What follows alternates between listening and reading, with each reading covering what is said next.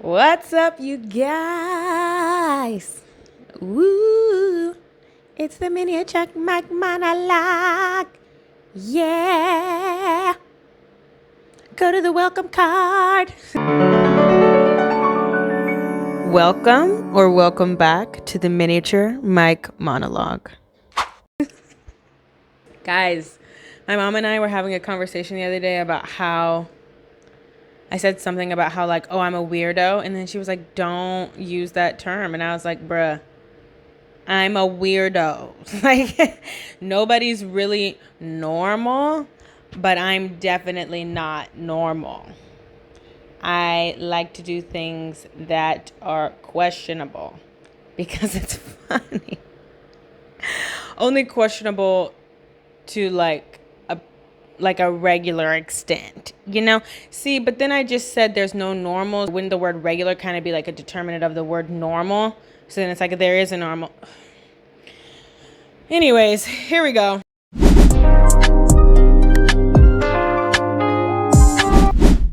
Okay, I'm a little nervous for today's episode, NGL. You've seen the title, the thumbnail, the Instagram post. If you follow us there, go follow us on Instagram. We're working to get back in the process of posting more freaking clips. So we're going to get on that. But this episode is about my people pleaser to boundary baddie arc. Oh, the boundary baddie is my favorite thing. And it's interesting because I hadn't even thought about how big of a transition this was for me and when it started happening until I saw Anna Bay the other week, actually last week. And she was telling me how she has kind of just been doing better at not giving in to people pleasing and saying no and setting boundaries. And she was just explaining a little bit of her situation to me. And I was like, dude, I relate to that because I used to be a people pleaser. And she was like, I never would have known that. And I think one day I was talking to Sam and she said something similar. And she was like, I just would have never known that that bothered you. And part of me is like, that is good because it means that I really did make the 360 because I don't even feel like it's in 180. I made the 360, but part of me feels like, oh, that's a little bit sad that I'm just now at almost 23. The next time you see me, I will be 23. Like right now, it's July 11th. In 5 days, I'll be 23.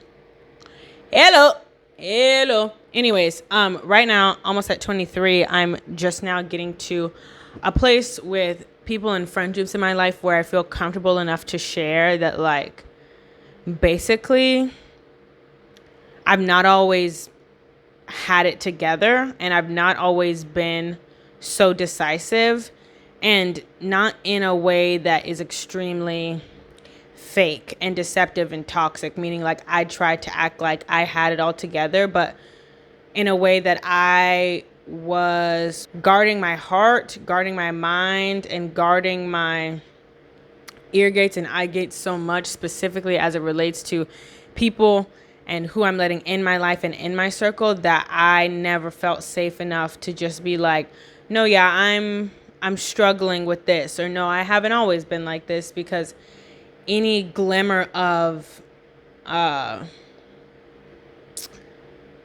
weakness or not complete wholeness in the places that I was in would automatically be capitalized on for my demise by the people that were around me.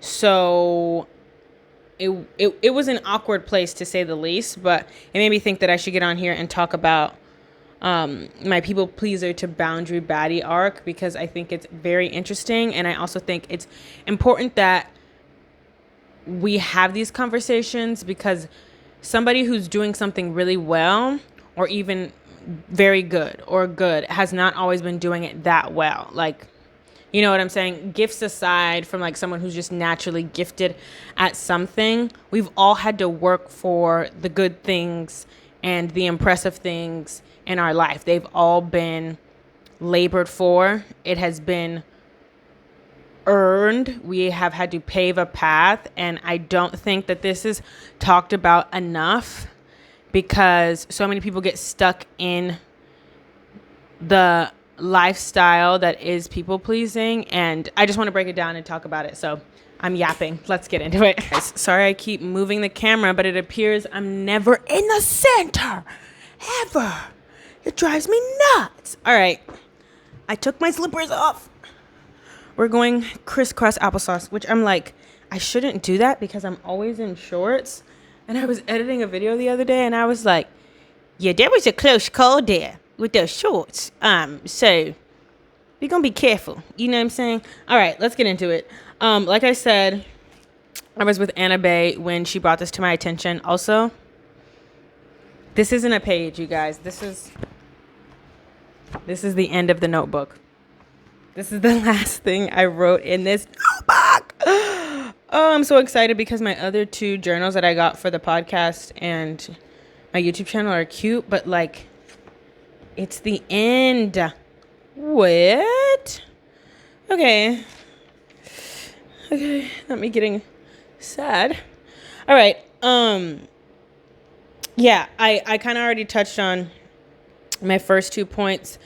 But I like the way I wrote it here. I said in many ways I've wanted to share this story with someone, but I was never safe enough with the people around me to do so because I always felt like I was under a very high, heavy, hot light of scrutiny. Like there was a basically warrant out for my first found flaw, it would seem. And so I always felt like I could only share the parts of me that were relevant to the space that I was in, and the space that I was in was volleyball. So, I mean, there really is no other space at this point. I haven't decided to do anything else really.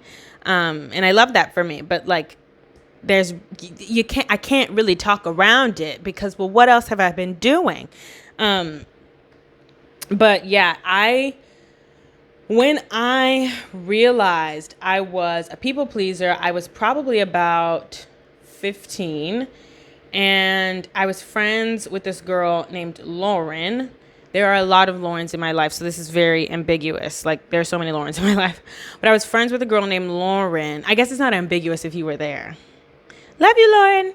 Anyways, I was friends with this girl named Lauren, and we had just finished hanging out with some people, I think, that were on the 16-1s team or 15s-1 teams, because we were on the 15-1A. It was like whatever. There was 2 15 black teams. We were 15 black 2. They were 15 black 1. And my mom was driving her home. And I said something about how like, oh my gosh, shouldn't you have such a good time? Like, I love hanging out with whoever. And then she was like, yeah, you just like seemed a little weird or something. Like, you know, just kind of off or different. And I was like, what do you mean? And she was like, you just kind of change your personality based on who you're hanging out with. And she's like, I don't mean to be mean to you because I love you. And she's like, I just love your personality. And I feel like I get this side of you when we're alone, but I don't get this side of you when other people are around. Because I had kind of like pushed her to the side essentially when this other person around not really paid much attention to her, kind of been jaded to her. And I was like, Lauren, this girl who I still love to this day, she literally, I admired her for kind of this exact reason. She was very aware of who she was, and she wasn't afraid to be that at any point in time. And I thought that she saw me and she loved me for the real me in kind of like a hee hee ha ha way, and everything was going to be good with this statement that she had made. And she did love me, and she did see me in a real way, but wasn't no hee hee ha ha. After that conversation, I was flabbergasted. Okay. I was like, what? What? And I kind of looked up, you know, towards the front of the car at my mom, and she kind of just like checked in the rearview mirror and looked at me, and I was like, dude, she's telling the truth. Like, I change around different people, and I was aware of the fact that I was doing it. I wasn't aware of the impact that it had, or that other people were seeing me do that. You know what I'm saying? Because like I said, I was like 14 at this time. So some things were still developing, but like that, it just kind of came naturally to me. And I knew that people could see it, but I was so focused on, I guess, in the grand scheme of things, I knew that people could see it. I wasn't paying attention to that. I was more so paying attention to the reaction that I got from the people that I was doing it for. And so anyways, needless to say, I was never the same after she said that. Like, I didn't immediately get to work and start picking apart my reasoning for being such a people pleaser, or going to God and asking him to help me to unlearn this, or where it comes from, or why do I act like this, or say I don't want to be like this. But I never not went into an interaction without hearing those words ring in the back of my skull. Like my cranium, cerebellum, all of it was just rattling with this hardcore truth that I was not okay with who I was. And whoever was around me and had the most pull in my eyes in that situation was going to tell me who to be. And so I became aware of it. My awareness turned on. I wasn't doing like what I would say now is my due diligence to start unlearning that, because I didn't really know how. And to be honest, I wasn't ready at that age. I knew that I wanted to stop it. I didn't know when I was going to do it. It's kind of similar to this one time that I remember in my life. I was 16. I had to be, because I was driving the car by myself. And I felt something in my spirit, some kind of conviction, the Lord just calling me to want to have an intimate relationship with him, not just the idea of it. And I just literally remember thinking to myself, nah, I will do that when I'm like 35, like my mom. And, you know, I'm projecting all these things that I might possibly do. I'm like working in the church. I'm doing whatever. I'll get serious about it then. I'll start getting intimate in praise and worship at that time. Like, I'll take it serious when I'm like 35. I'm 16. I am 16. I am projecting almost 20 years out. 20 years that I, at that time, am not promised. Just like I'm not promised right then. But it's crazy because that I had that thought. And then like a day or 2 days later, all HE double hockey stick broke loose. All hell. Okay? Respectfully, all hell broke loose that week in my life and my mom's life. That's a story for another time. But the point is, I wasn't doing what I know to do now to stop myself from doing that, but I was developing, I guess you could say that's when I started developing self-awareness. That had to have been like the canon event, where I was like, whoa, people not only see me, but they see me and interpret me and can attribute my actions to my person and deem that as my character, as that's who Jiana is. And I was like, oh, this is bad, because I didn't know that people could do that. And people could do that about me. Like, that was a terrifying thought. And so I tried in the best ways I knew how to like stop that kind of performative nature of my way of being the best that I knew to do. And I think this is a great segue to talk about my inclination to perform, because I am naturally someone who does better under pressure. I think that I am one of the probably millions, because I'm sure I'm not the only one who's like the millions, maybe multi-millions. I'm sure maybe triple digit millions. Most people just don't know yet, that have the PEG, the performance enhancing gene, meaning that when it's time to perform, everything I do goes up 10 notches. Okay. I do better when the pressure is on. I do better when I know people are watching, when I know people are depending on me, and when I know people are expecting great of me. And now I think it's so interesting because I got into a space where almost all of those things that I just said were true, but my performance was neither enhanced or reduced because the people that were watching me, I had no inclination to perform for.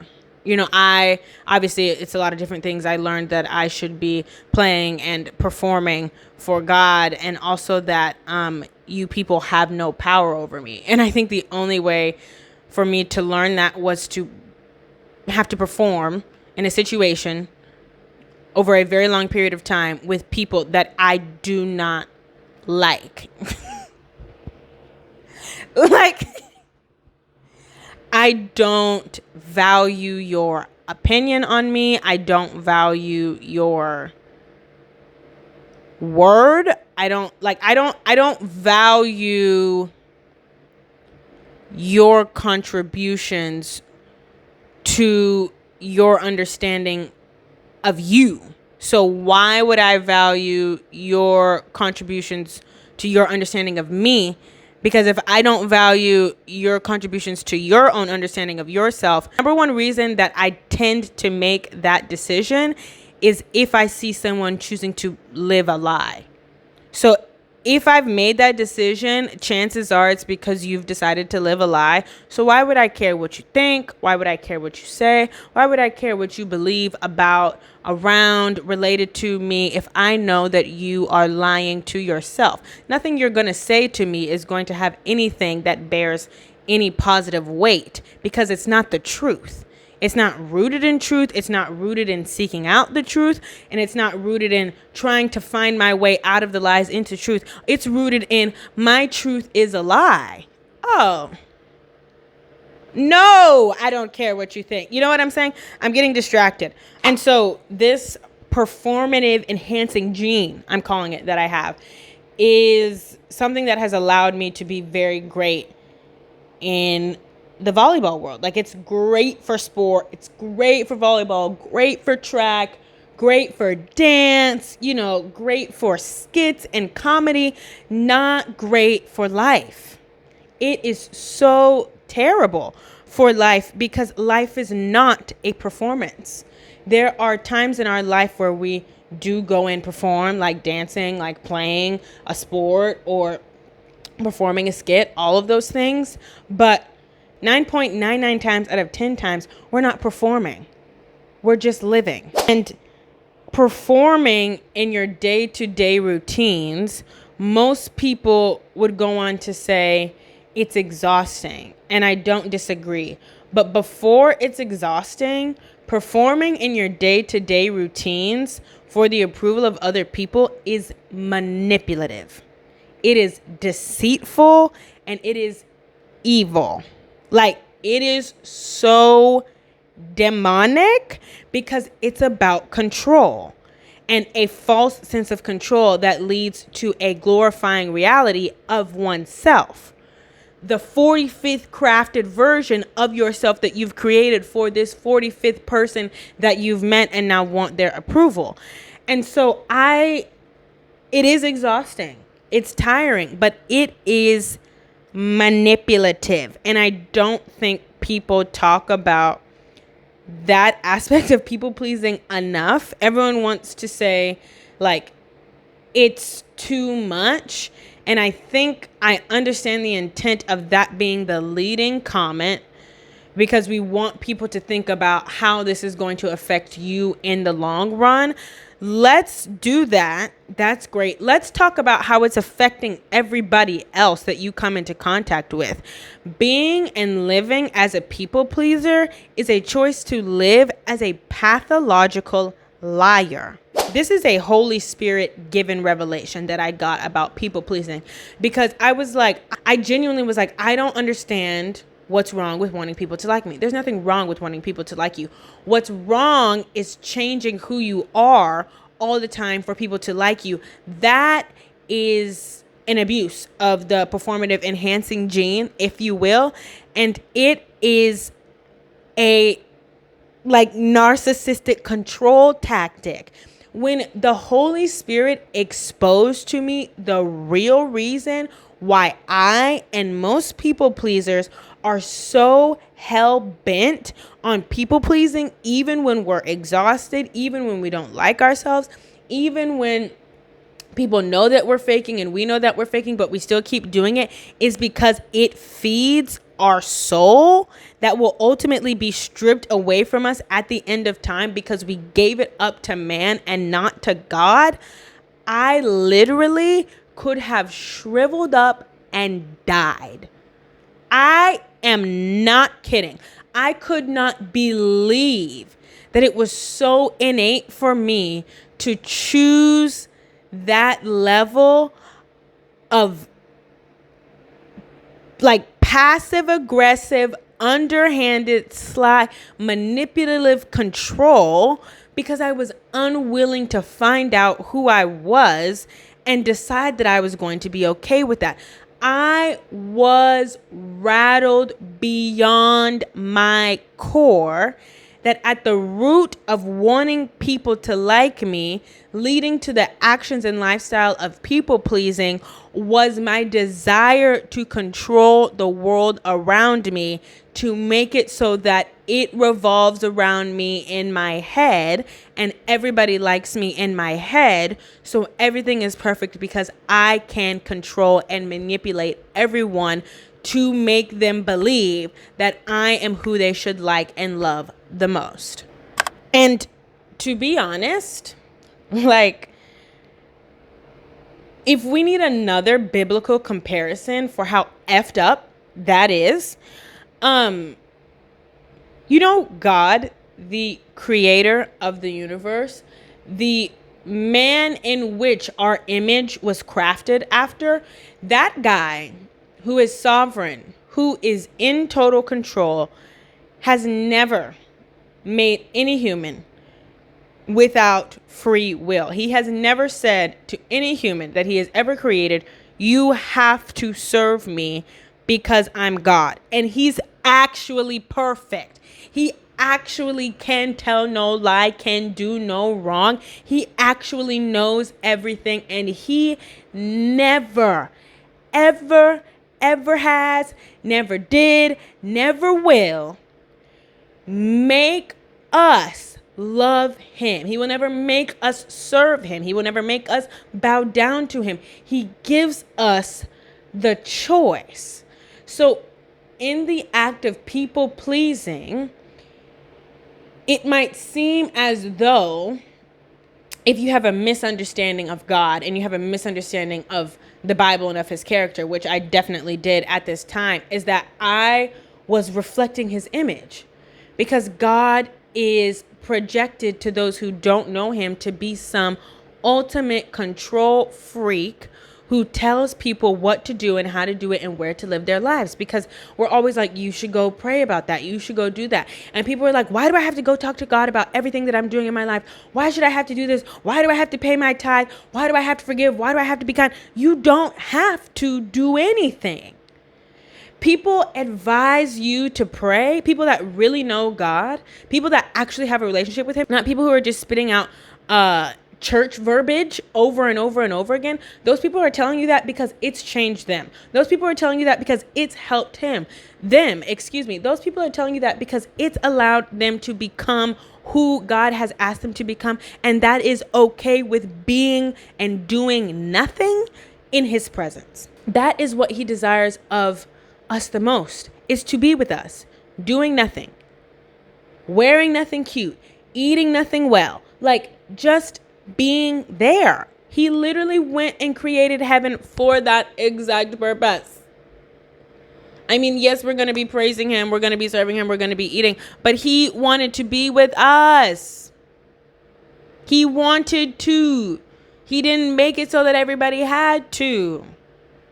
Because if you make it that everybody has to like you, that everybody has to want to be your friend, that everybody has to have an opinion of you, it's not real. It's not even fabricated. It's just an illusion. and a lie, and nobody is going to want to be around you after that. And you have now exhausted yourself.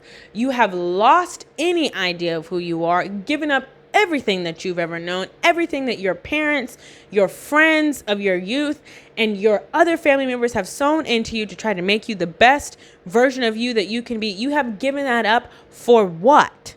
People pleasing is an unpaid, unwarranted, and undesirable form of labor. You're getting nothing from it. People are getting nothing from it. At the end of the day, someone is going to be able to see through you and say, this is a facade. And so while you're slaving away for no reaping of benefits for you or for them, you're losing your life because you're concerned with the idea someone else has of you. That even if you wanted to, you can't control anyway, because the creator of the universe had all power, all ability, all knowledge to make it so that everyone he ever put on this earth knew who he was, chose to love him, chose to fall in line, and chose to do exactly what he said, and he did it. He did it. So, needless to say, when I got that revelation, I dropped the ball real quick and stopped being a people pleaser, because I was like, I will not be associated with this kind of evil, deceitful, manipulative nature of being anymore. Because at that point, when it got pointed out, it was kind of still like, oh, like that was the first time somebody had said something to me about it. So that was the first and only warning that I had in my brain to stop doing that before it became who I was. Okay? And so I took that seriously. And so I'm not surprised that my friends now are like, I would have never guessed that. Good. I didn't want you to know that I had ever once aligned myself with that, because it's terrible. But I think it's something to point out, because I wasn't always someone who was just so willing and ready to say no, so willing and ready to set a boundary. And what I'm sure people have said before in different ways, but the way that I think about it is, people would say your no is just as valuable as your yes, but I say your no is almost more valuable than your yes, because it gives you the opportunity to say yes to better yeses. You know what I'm saying? And your no is better than your yes, because sometimes a no to somebody else is a yes to yourself, or it's a yes to God, more importantly. And I'm pretty sure that saying has been said before. I'm not really sure, but I think about it as like the ability to reject something or be rejected is a great test of character strength, in the sense that it tells us whether or not you are really okay with who you are. And I don't think I'm passing that test with flying colors. I think I'm like probably getting a 96. You know what I'm saying? Because sometimes it still does hurt my feelings when people reject me. But then I'm also learning that, like, hey, it probably should. You know what I'm saying? Or not even that it probably should, but that it's okay for you to have your feelings hurt. It's okay for you to extend your vulnerability and for it to be rejected, because at least you did the most honest and true thing as related to you. And so I think by the time that I had finished, like, where I had that revelation about people pleasing, I was 17. So 3 years had gone by from the time that I had the first interaction, and my self-awareness was still developing. But by the time I was 17 and getting ready to go to college, I had pretty much, I mean, it was COVID, but I took that opportunity to like really self-isolate and really find out who I am. And that is a long life process. It's a long life journey. But when I made the choice to not people please anymore, am I getting the timeline right? Was it 17? Was it 18? It might have been 18. Anyways, high school was a very busy time of life for me. And honestly, it's a big fat blur. And so I had to make a lot of decisions along the way that were in line with me stepping away from people pleasing. I just can't necessarily remember or attribute them to an accurate timeline because a lot of it was traumatic.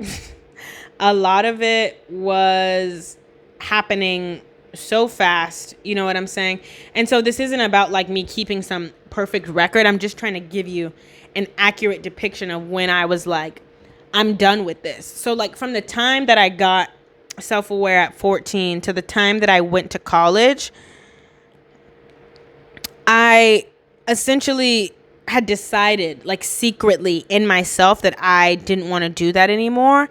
And well, it was a secret only to me because Holy Spirit heard me. So he sent about a lot of situations that forced me to reject many different aspects of my life. People that I thought were my friends that turned their back on me. People that were supposed to hold a fair and equitable spot for me as a teammate did not. Coaches that abused their authority in multiple different highly controversial lanes that definitely could have been a lawsuit, but weren't. And so the Lord kind of prepared me like that. Like I say that secret thing because my mom used to always say, the Lord hears your secret prayers. That was a secret prayer of mine. And I didn't even know it at the time because I never wanted to die not having become the fullest version of myself. I just was scared to let go of what I had clung to at that point to create, to create the lifestyle that I was living. And so, I mean, this is why I serve the Lord. I say we, like me and my family, because he orchestrates things to work together for our good. And so that worked together for my good. And by the time that I got to college and really had to embrace myself and start to learn to love myself and not reject myself, because that's a lot of reason. That is like one of the main reasons people please, is because they reject the notion of who they are because they fear not being accepted. I am included in that statement. I did that, okay, for a long time. All right. And so by the time I got to where it was like, I'm kind of in the real world out of like the protective shell of secondary school, high school, but then I was back into another protective shell of college. I was ready to stand on the decision that I had made very secretly, very internally, like a very long time ago. And I had to start doing that by embracing who I was discovering that I was. And the reason that it was a little bit more challenging personally was because I was still discovering who I was. Like, from the time that Lauren said that to me to the time that I went to college, I was learning how to say no to whatever people thought of me, whether they liked me or not, because I got betrayed in many different ways. At that time, I learned that man was not going to innately be for me. And so that was like, whoa, frick you guys, that was painful. And then I got to college and it was like, all right, great. Now you're aware of what it's like in real life. Here's real life. But you got to figure out you while real life is still going on. So it was very challenging. I am not surprised that outside of like my struggle with anxiety, I thought about this before because I was never anxious before I got to college. Like, I really wasn't. And I think the reason that I got anxious was because I was doing all of this, like trying to decide who I was going to be and how I was, and then feeling the effects of that because people don't like that. Like, people would rather be a half-shaded version of themselves and be accepted than be the full version of themselves and still be accepted. The myth there is that you won't be accepted if you be yourself. You will.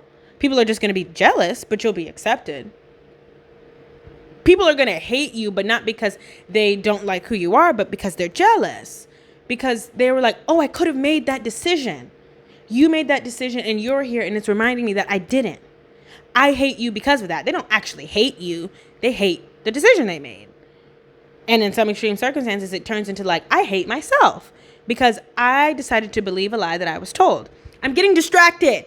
Okay. But there's really not that much more to say. Like, maybe I make a different, like a second part to this, but I think that onset of anxiety that I had was because I was like, oh my gosh, I have to decide who I'm going to be, which is already like a big deal in and of itself, but I have to decide who I'm going to be while it feels like all these people are coming at me for exactly that, which is exactly what was happening. So no wonder I was anxious. Like, no wonder I was stressed beyond measure. No wonder I was paranoid. No wonder I was like having these big trust issues because I was making a life-altering decision. And everyone that was around me at that time was like, why are you like this? And I'm like, I don't know. I'm trying to figure that out, actually. And I actually liked it. So I don't really know. I don't like this response. It's freaking me out. It's freaking me out because I'm not supposed to care what you think, but I'm freaking out. Anyways, that's pretty much what happened the first 3 years of college. And then after that, I pretty much kind of settled down. And so, I mean, I could talk a little bit more about like the boundary part of it, but I feel like I've said enough for today's episode. Also, this video, I'm looking at the time, is 16 minutes and 35 now seconds long. And the other videos were like 8 minutes, 7 minutes, 9 minutes, 11 minutes. I've just been yapping. Apparently this was a great topic. Guess where I got the idea? Holy Spirit, activate. Holy Spirit. Okay. Yeah, I'm going to end this episode. Maybe I will make a part 2 where I talk about those boundaries. I would really have to sit down and think about it. Like, I'd have to sit down and go back and try to be 19-year-old Jiana, try to be 18-year-old Jiana, 20-year-old Jiana, 21-year-old Jiana, and not 21, 20, 21. Who cares? I'm about to be 23. Okay, I need to get off here. I'm rambling. Yeah, so that's kind of like the beginning of my people pleaser to boundary baddie arc. I think that this is a very important stigma that needs to be demystified because you were not born the best version of yourself. And when somebody comes into your life as the best version of themselves in one area, whatever area that you notice, because they're not going to be like the perfect version of themselves. I don't feel like you should get anywhere close to that until you die. You know what I'm saying? Or are about to die.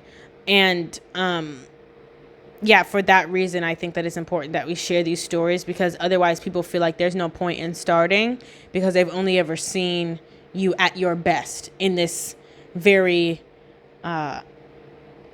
highly sought after area of being their best, and being able to trust yourself and to love yourself and advocate for yourself and be comfortable with who you are is probably the most highly sought after area in terms of personal growth and development. So yeah, this video is now 3 minutes almost longer than when I said I was gonna stop it. So I'm gonna stop it now.